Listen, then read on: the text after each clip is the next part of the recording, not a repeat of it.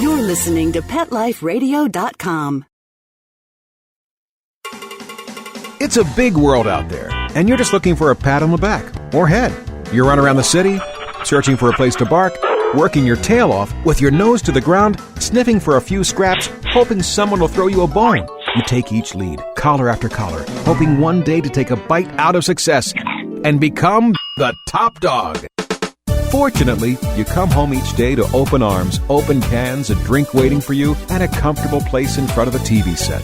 You know you've got it good, really good, because after all, it's a doggy dog world out there.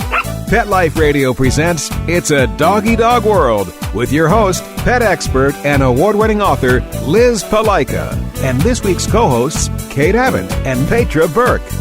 Hi, welcome to It's a Doggy Dog World. I'm your host, Liz Palaika, and with me today are my good friends Petra Burke. Hello. And Kate Abbott. Howdy. And today we're going to be talking about old dogs, geriatric dogs, Treasured dogs. treasured dogs. It's a hard subject to talk about. I think there's nothing more wonderful than an old dog that spent his or her life with you. Mm-hmm. But yet, there's only one end result, and that's a heartbreaking one. But yet, at the same time, we can do things to make things easier for our old dogs, and for ourselves, too, although our focus is on our dogs. So, stick with us. Don't turn off your computer or your phone just because we're talking about old dogs. Stick with us. We'll let our sponsors have a word, and we'll be right back. Sit. Stay. It's a Doggy Dog World. We'll be right back after a short pause. Well, 4 to be exact. It's the Daily Doorbusters from PetFlow, the leader in pet food and supplies. Opportunity knocks every day with hundreds of products offered at huge, huge discounts. Up to 80% for your furry best friends. And delivered right to your door. Go to petflow.com/doggy. These deals last for one day only, so act fast. 150 brands to choose from. Pet food, treats, toys, and more items than you can shake a tail at. And get free shipping on orders of $39 or more. A new deal every day. Get your paws on today's PetFlow Daily Doorbusters deal. Go to petflow.com/doggy now.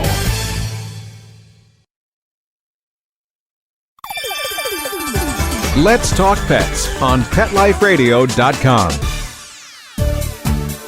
We know you're begging for more.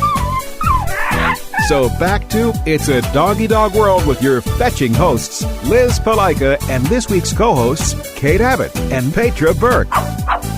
Welcome back to It's a Doggy Dog World. We're talking about old dogs in this podcast, and this strikes close to home with all three of us. Mm-hmm. I lost my Riker about a year and a half ago in March of last year. Yeah, going a year ago, August of last year. Yeah, and Kate's got an old girl who's stumbling around. Getting to the twilight time. Yeah. Or she's in the twilight now. She's in her... There's a little denial there. Yeah. So, we will know the hard part of old dogs. We've all lost them. I don't want to count how many. Yeah. And Bashir's 9. Kate's Walter's 9. How old's Keely now? 8.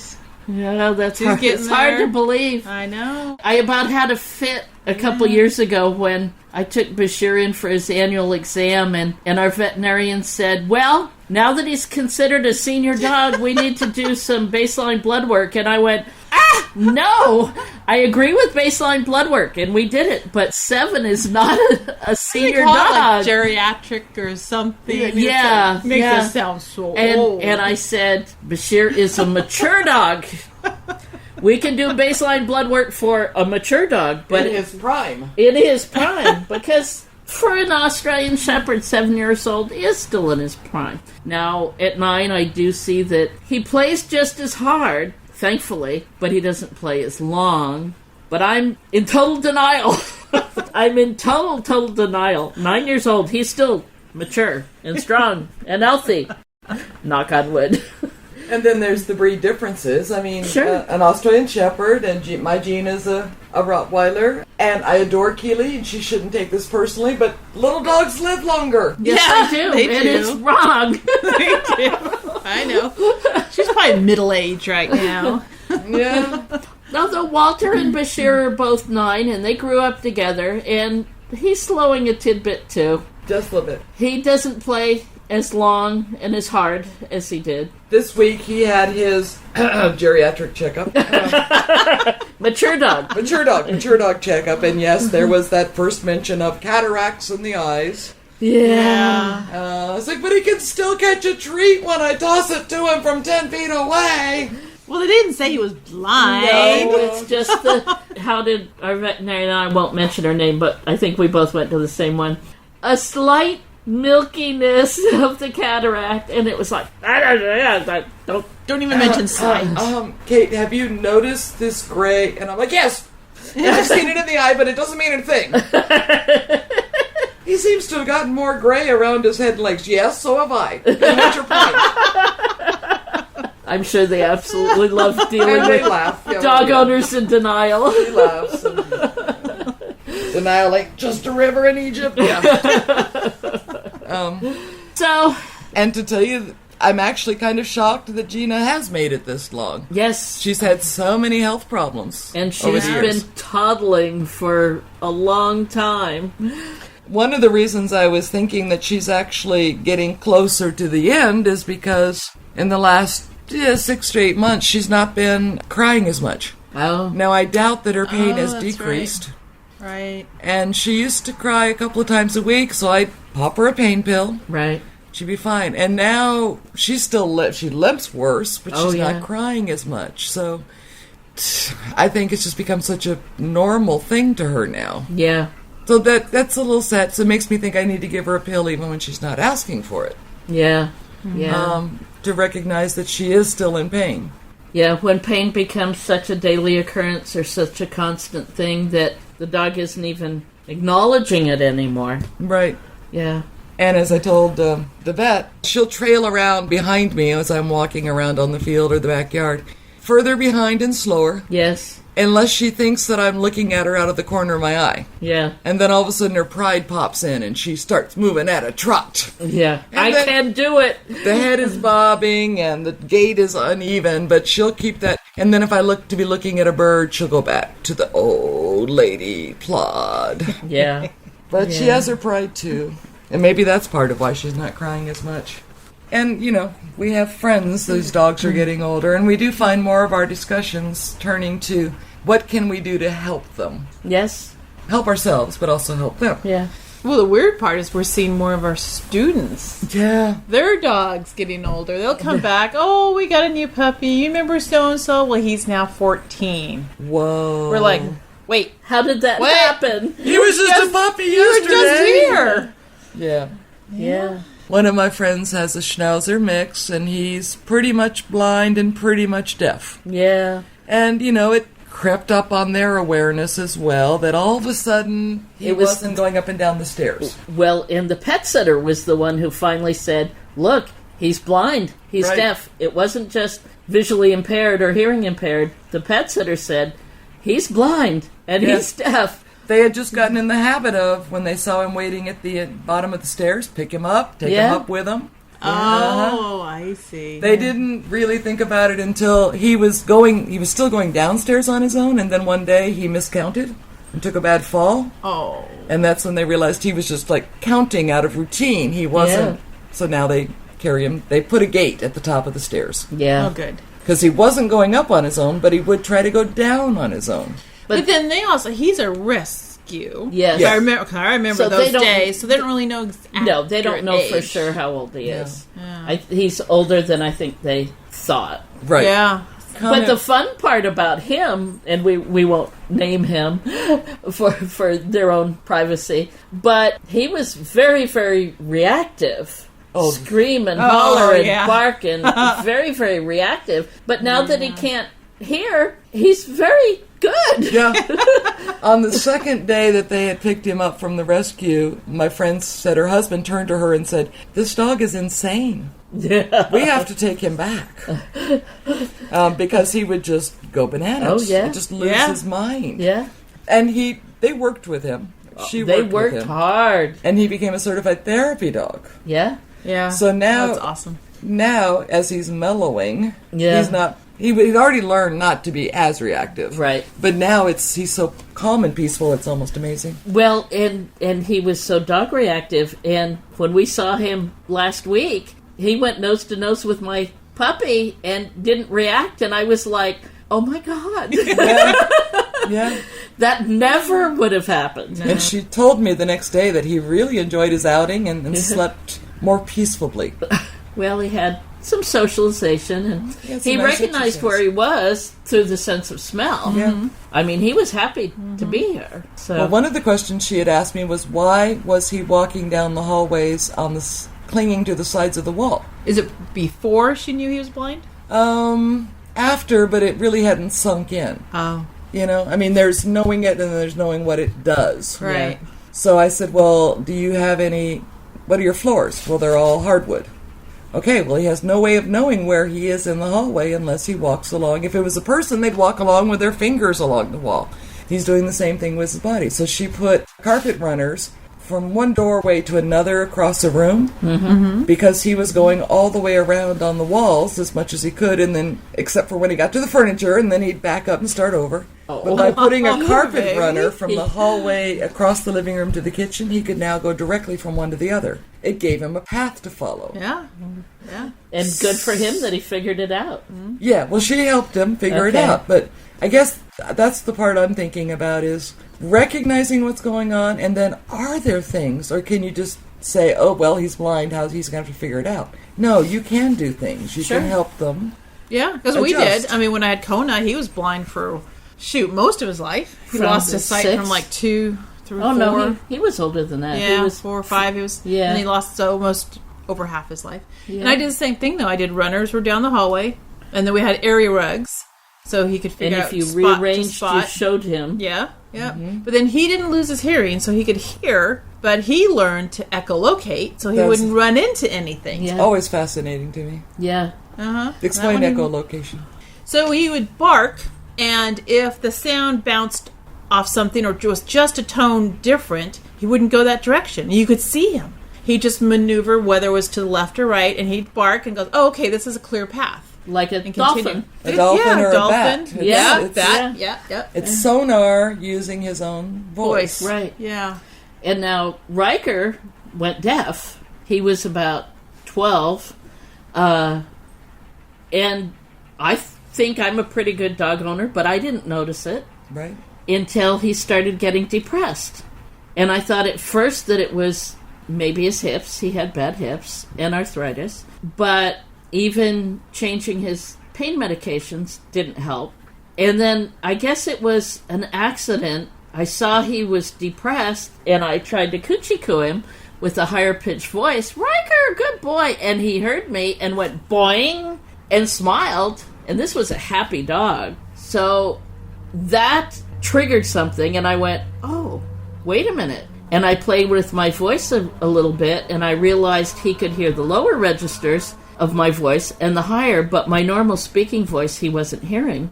And so for poor Riker, I think he was getting depressed because I wasn't talking to him anymore.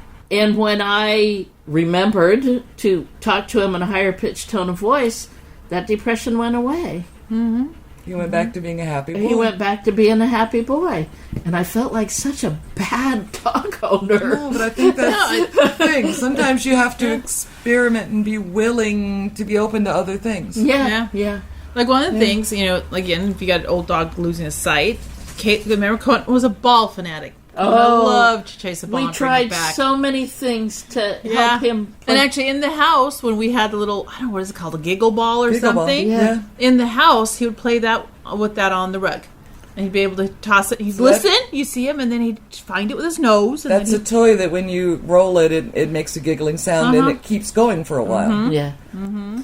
We tried here at the training yard with balls that made noise and the scented balls, the Planet Dog peppermint scented ones. But it did have to be close to him because if it was any distance, he couldn't find it. So if you threw it between his feet and maybe just touch his back feet, he'd be so happy because he found it. And it was just the neatest thing to see this little boy get so excited. So that's another, is try to find what they always have enjoyed and adapt to it. Exactly. So they can keep doing their fun stuff. Yeah. And the most rewarding as an owner is to see that. Like, Riker is so happy when he can hear you and going to, oh my God, I found the ball. I can play again. Those little things. Yeah. Or something as simple as my girl likes to follow me from room to room. Yeah. Well, she'd gotten to the point where it was, instead of immediately getting up, she'd wait a few minutes to see if I was coming Come back. Yeah. Yeah. And then Don't one use day- that energy if you don't need to. Exactly. You know? One day I just sat at the computer for a few minutes, and all of a sudden she was going, ah. And I looked at her, and she was in the doorway, and I said, what's up? And she went, oh, hi. And then she turned around and got up on her bed in the living room, and the light bulb went on. So I said, I went and got a spare bed, and I put it next to my computer. All right. She wanted to be next to me, but there was no place comfortable. Right. The old bones don't want to lay on the hard floor. So I've got another bed that I step over. Oh, well. Yeah. I did that with Exactly. Riker, too. I had a fluffy bed in the living room, and a fluffy bed in my office, and a fluffy bed in the bedroom. Yep. And sometimes the other dogs took them, but for the most part, they respected and let him have it. Because he was so beta, he wouldn't tell him off for it. Right. He wouldn't push it. But there's another aspect of old dogs, though, that you guys helped me with Riker, and that was when you have a stubborn dog. But let's take a break. We'll have a word with our sponsor, and we'll be right back. So stay with us. Sit. Stay. It's a doggy dog world. We'll be right back after a short pause. Well, 4 to be exact.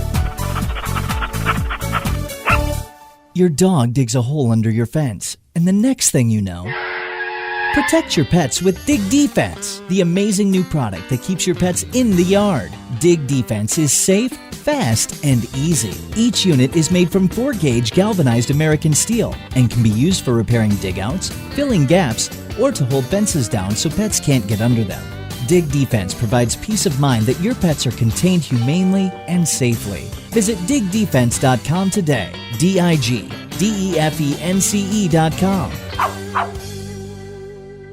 Petco, where the pets go. Petco, where the pets go. Pet Life Radio has tail-wagging, fur-flying, fabulous deals for our listeners from Petco. Get $6 off your order of $60 or more and up to 40% off the entire Petco site. That's right. But that's not all. Because you're a Pet Life Radio listener, you'll also get free shipping on your order of $49 or more. $6 off, up to 40% off, and free shipping from Pet Life Radio and Petco. To get these awesome deals, go to petcodeals.com. That's petcodeals.com. Petco, where the pets go. Hi, I'm Dr. Jeff Werber from Ask the Vets with Dr. Jeff here on Pet Life Radio. We want to hear from you. Listen in. We're on every Thursday, 1 o'clock Pacific Time, 4 o'clock Eastern Time here on PetLifeRadio.com. We are one of the only live shows on Pet Life Radio, and I'm here to answer your questions. So you can call in at 877-385-8882, or you can drop me an email to drjeff@PetLifeRadio.com, and hopefully we'll see you here on Thursdays. Let's talk pets Let's talk pets on Pet Life Radio. Pet Life Radio. PetLifeRadio.com. We know you're begging for more. So back to It's a Doggy Dog World with your fetching hosts, Liz Palika, and this week's co-hosts, Kate Abbott and Petra Burke. Welcome back to It's a Doggy Dog World. We're talking about old dogs and how to adapt and how to work with them and how to make things easier for your dog and for yourself. And one of the things I tried to make easier for Riker had severe hip dysplasia, to the point that when we had the x-rays done, our veterinarian, held the x-rays up to the light box and said, and I'll never forget his exact words, if I had not seen this dog walk into the clinic, I would assume this dog couldn't walk. Yep. That's how severe his hip dysplasia was. But he did walk, and he ran. He coped. He bunny hopped.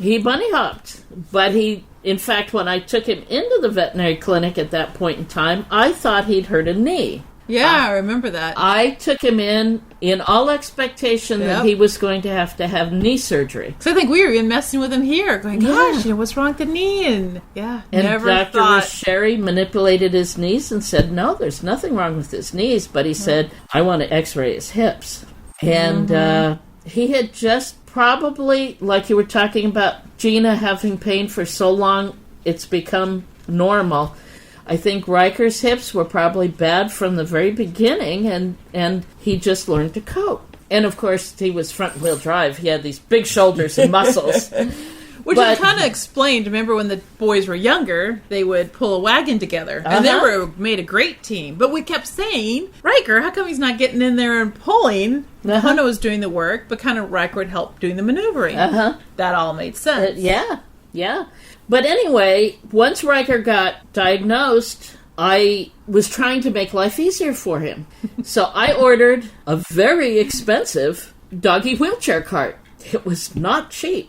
It was made for his dimensions, for his size, and for his activities. The fact that he liked to run and play on the grass, so I got the one with the wide tires, and he hated it. This was a very... that was even a good enough word. How he loathed it. He detested it. This was a very well-trained, very cooperative, very happy dog. He would throw himself over backwards and throw a temper tantrum. I had people give him cookies while he was in it. I had people give him hot dogs and cheese, and other than just me, other people, to tell him how awesome he was. Up to the end of his life, he never, ever wanted to use it. By gum, he was going to do it on his own. Yep. And it turned out, even after 13 and a half years, it wasn't his hips that gave out. Yeah. So he did it his way. Yes. For 13 and a half years, he did it his way. Yes, he did. So... It's dealing with an older human that sometimes even what's best for them is not what is respected of what they want. Respectful? Isn't that the truth? My dad... Yeah, I know, I was just going to say. My dad never, as frail as he got, he would not use a walker. He would not use a cane. He would take little six-inch shuffle steps, but he would not use a walker or cane. Oh, yeah. It would have been better, but... You have to back off because that's who they are. That's who they were. It's respectful of them as an individual, whether it's a human or a dog. Yeah, we gave him trouble over it, but we let him have his way. Yep. Same with Riker. You tried everything to make it wonderful for him. Oh, well. Yep. So, yes, we can help them. We can get ramps up that they can get up onto the bed. We can stairs so they can get up onto the bed. Towards the end, I was boosting Riker up onto the sofa. My dogs are allowed on the furniture. And so I was boosting him up onto the bed and boosting him up onto the sofa. He didn't want help, but I gave it to him anyway. Now here's another pride thing, though. When your female Aussie, got old and she got incontinent. Oh, God, she was unhappy with that. She was unhappy. Yeah. And you tried doggy diapers. And she refused. And that was kind of the signal of... Because she was so unhappy and there was no other alternative. The end was coming. Yeah. Yeah. Now, Gina's not incontinent, but she's having to go much more frequently. Yeah. And sometimes I couldn't get her outside, so I'd come home to a puddle. And she would be mortified. Yeah, well, she did it here in the training yard office a few times. And she'd meet us at the door, and she'd have had her puddle right at the door. Right. If she'd had thumbs, she'd open the door. Exactly. Yeah. So just and I got tile and hardwood floors, so I went, not that hard to clean up. But I knew she was mortified. Yeah. So just on a whim, I started putting down puppy piddle pads, which I don't recommend for puppies, and she had never used. But I put them down where she had been putting her puddles. And then if I found some there, I just said, okay, good girl, thank you, and cleaned it up. She didn't have to watch me clean it. And I was very, I never got upset with her anyway, but she would be mortified that I brought out now I could just fold it all up, put it away, and say, okay, thank you. And it's no big deal. And so she's been using them, and I'm delighted that she doesn't have that dismay, embarrassment. Right. uncomfortableness of trying to hold it. Yeah. With Dax, the only time Dax was incontinent was when she was sleeping. Yeah. When she relaxed that deeply. So I just got in the habit of putting a towel under her. Right. A thick towel. Right. And then again, did nothing when she had... Because, heck, it was when she was sleeping. Exactly. Mm-hmm. And that eased things a little bit. So, are there other things? I have more water bowls around because Gina gets thirstier. Yeah, and So walking's an issue, so she doesn't have to go as far. I mean, there are so many little things that we can do to help them. Yeah. Well, you know what? They gave us so much joy and taught us so much. Hey, yeah. I'm willing to do whatever it takes to make their last few years comfortable. And then that hard decision, when is it time? When is it time? As a writer, I've written about it many times, and I often get emails, how do you know when is it too early or when is it too late? And you know what? With my dogs, sometimes they let you know, sometimes they don't. Dax fought for a long time. But you always said that, though. She was such a stubborn old biddy. But you know what? She was going to go out with a fight. She was my husband's dog, and he wasn't ready. And so she fought and fought and fought until finally he saw that she was tired, she was sick, she was ready. I probably would have let her go a couple months before, because I think I try to spare the final suffering. Yeah. I don't want them to get too sick. Right. Too soon, too late. It's so hard. There is no correct answer. Yeah. No. Based on life individual dog. is valuable at every day. Mm-hmm. A life with pain can be still valuable or not. Or for some people it's still valuable. For some dogs it's still valuable. For others, no. The pain outweighs it. Mm-hmm. There is no right answer. The thing is, it is the only answer finally. At some point. Riker developed laryngeal paralysis. If he'd have been younger, surgery might have been an option. They can actually tack it to keep the esophagus open. His veterinarian told us that at his age, and that he had such a collapse, that even though he was in good health at his age, it wasn't an option. And so after one night when Riker and I spent the night on the floor, when he couldn't breathe. She kept waiting for the next... Is he going to breathe again? He was exhausted and would lay down on his side, and I would hold him, and then he couldn't breathe, and he'd get back up on his chest to breathe, because he could breathe on his chest. But then he was so exhausted, he'd go over on his side, and after we spent a night like that, as soon as the vet's office opened, I called, and I said, I'm on my way. Yeah. Oh, yeah. That was... I wouldn't put my good boy through that again. Right. So that made the decision easier. Mm-hmm. Even though it's a horrible decision, that made it easier. He didn't make that choice. I made that choice for him. Dax, there was nothing quite so definitive. It was when Paul was ready. When Paul was ready. Ready to let her go. Yeah. The only thing was Shasta. Remember? She told me. Yeah. I called you. And... we put her in the back of Fancy Van, where she'd gone on many road trips. And damn if that old dog didn't sit up in the back of the... I had to carry her to the back of the van. I carried her, put her on her blanket in the back of Fancy Van. Yep. We closed it. I turned the engine on, and she popped up and went, road trip. We're in Fancy Van! Yep. Yeah, she did. Yep. And then carried her into the vet's office, and she was exhausted again. Yeah. But I'm so happy we gave her one more road trip in Fancy Van. Right. That's what she wanted. Yeah. She was good. Yeah. So, my previous Rottie girl from Kayla, her name was Kayla, she woke me up in the middle of the night, and it was just a clear message. It's time. She had bone cancer, which is painful. Yeah. And she went to the front door and barked at me. I opened the front. It's the middle of the night. I don't care, we're going. She goes, totters down to the truck. I said, you can't get into the truck, and I'm not going to help you, because I'm not going to take you. Watch. And I dropped down the tailgate, and she struggled to get in, so I had to help her. Yeah.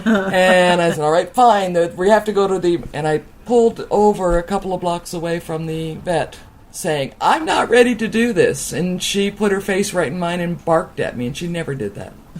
So I figured I was told. Very clearly. Very clearly. And we went in, and there was a young dog there in pain because he'd been kicked by a horse in the middle of the night.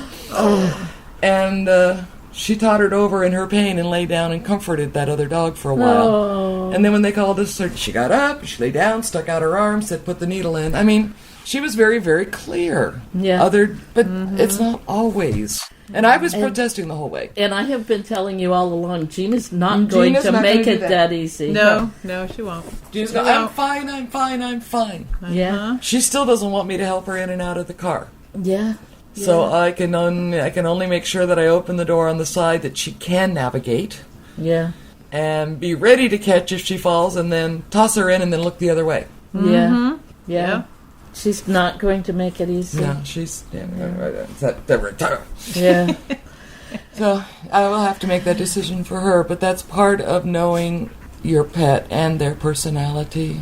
And that's part of what you've loved about them, so you also have to respect that part. Yes. Yeah. You do. Yeah. Then, afterwards, don't let people tell you, but it's just a dog. Get over it. Hang out with people who understand. Hang out with other pet owners. Don't let people tell you that. I don't know how many people I've heard from who have said, but somebody at work gave me a hard time and told me to knock it off because it was just a dog. A couple of weeks ago, I was telling you guys, I went out to a client. She was thinking about getting another dog. And the rescue had said this was not the right dog for her home and situation and other dogs. And I agreed with them. I said, this is not the right dog for you. And she said, oh my gosh. She said, one of her dogs had died 6 months prior, so this would have been a, quote, replacement. She said, it's like Chloe's died all over again. Why is that? It's been 6 months. Well, 2 days after Chloe died, her stepson died. So, there was no question of it's only a dog. Her stepson died. That took priority. That was a bigger deal. She never grieved for Chloe until it came about the loss of a dog that she hadn't even gotten yet. Unleashed all the floodgates. And I said, you have to deal with that. Yeah. Before you can get another dog. You have every right to have grief. It was postponed for a while, but now you have to deal with that, and then you can pick the right dog. Mm-hmm. And we've talked to many people who immediately get another dog. And maybe, perhaps, that's right.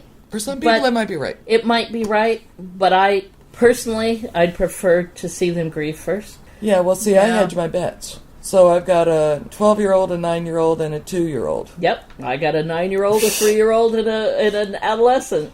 I'm not without dog at all. Yeah, exactly. Not everybody has that luxury. And if they lose an only dog, perhaps the thought is to get another one. But if you get another one, get a different one. Yeah.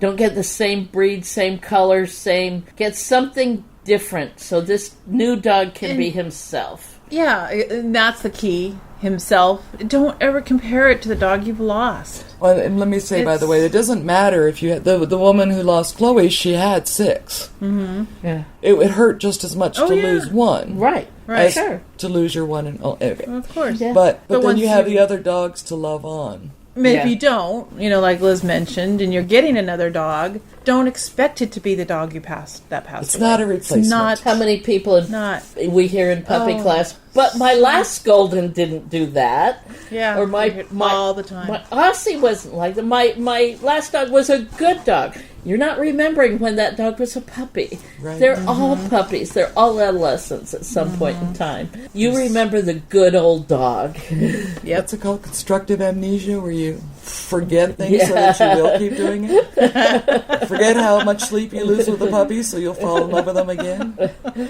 Yep. Or an infant.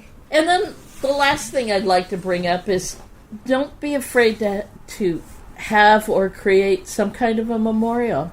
Yeah. I make my personal way of dealing with it. I have a scrapbook for every one of my dogs that have passed. Yeah. And, I have their registration papers, if they had any, pictures from puppyhood on, if they did any titles or Canine Good Citizen certificates or anything like that. I may not ever go back and look at them again. There's a bunch of them I haven't looked at. But the act of creating it Yeah. gives me a chance to ooh and ah, oh my God, he was the cutest puppy ever.